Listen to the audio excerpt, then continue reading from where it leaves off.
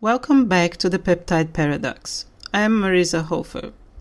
In our last episode, we blew the hinges off the GLP-1 lifestyle trend and exposed the vanity trap. We looked at a clinical ledger of an aggressive chemical starvation and noted a terrifying metric. Up to 45% of the weight lost on those protocols is structural lean muscle mass. Today we are taking that exactly diagnostic lens and aiming it at the broader fitness and biohacking community. Because you don't need to be injecting peptides to fall victim to the exact same structural destruction.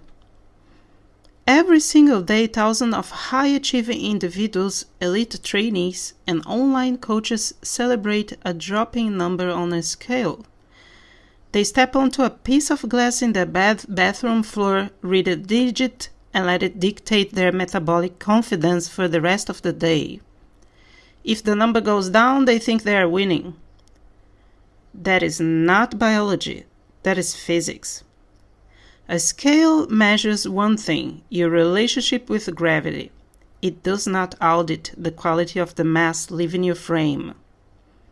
When you optimize strictly for the weight reduction without tracking tissue architecture, you fall headfirst into the Sarcopenic Deception. You can look visually lean in clothing, you can wear a smaller size, but beneath the surface, your cellular engine is quietly being dismantled and replaced with waste. Let's look at the cold data sheets legacy media ignores. To understand the severity of this issue, we must look past subcutaneous fat, the fat that you can pinch under your skin, and look at the intramuscular adipose tissue, or IMAT. When you force your body into an aggressive caloric deficit, particularly when it's paired with inadequate amino acid signaling and excessive, uncalibrated cardiovascular work, your body faces an energy crisis. Muscle tissue is metabolically expensive. It requires an immense amount of daily caloric upkeep to just exist. Adipose tissue does not. In a survival state, your body downregulates what costs the most to maintain. It begins to systematically atrophy your skeletal muscle fibers. But the space left behind doesn't stay empty. As your muscle's structure shrinks, a highly pathological process takes over, Myosteatosis. For my non-clinical listeners, think of a premium ribeye steak. What makes it tender and highly marbled? It is the white lines of fat running directly inside of the muscle meat. That is exactly what happens to your legs, your glutes, and your shoulders when you execute a corrupted fat loss phase. Your muscle tissue becomes marbled with ectopic fat cells.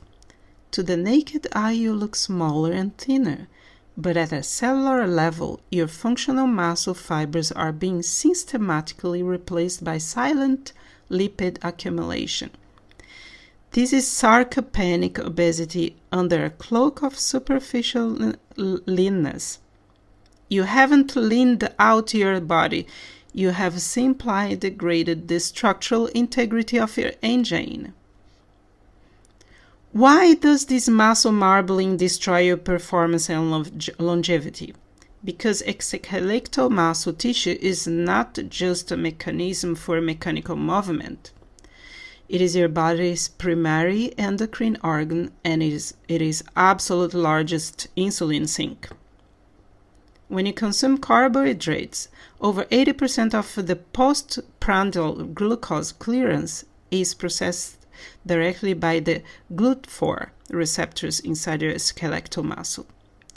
Healthy, dense, unmarbled muscle tissues acts like an ultra-absorbent metabolic sponge.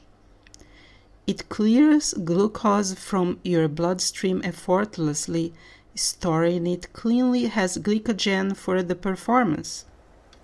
When myosteatosis invades the muscles domain, that sponge is compromised. The ectopic fat accumulation inside the muscle's matrix actively disrupts intracellular signaling. It blocks the insulin receptors pathways, inducing a state of localized severe insulin resistance. This is the ultimate paradox of gravity trap.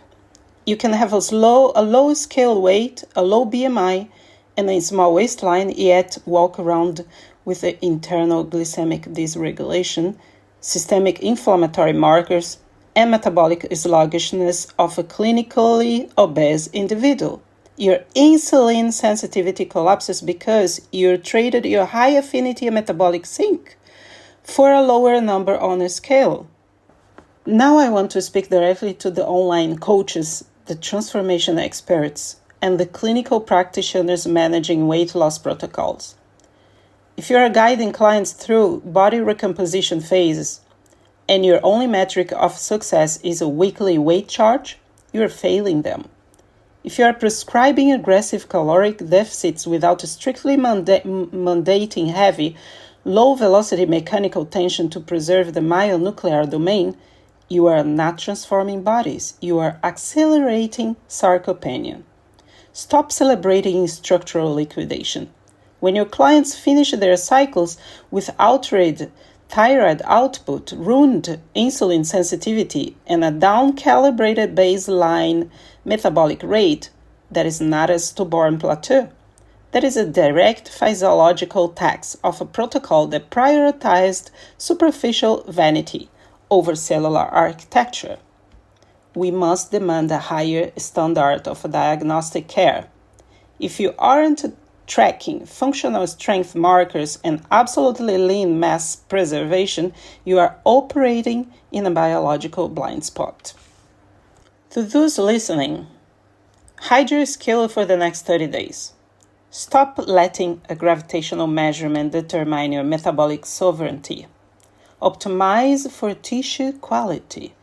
Force heavy mechanical loading.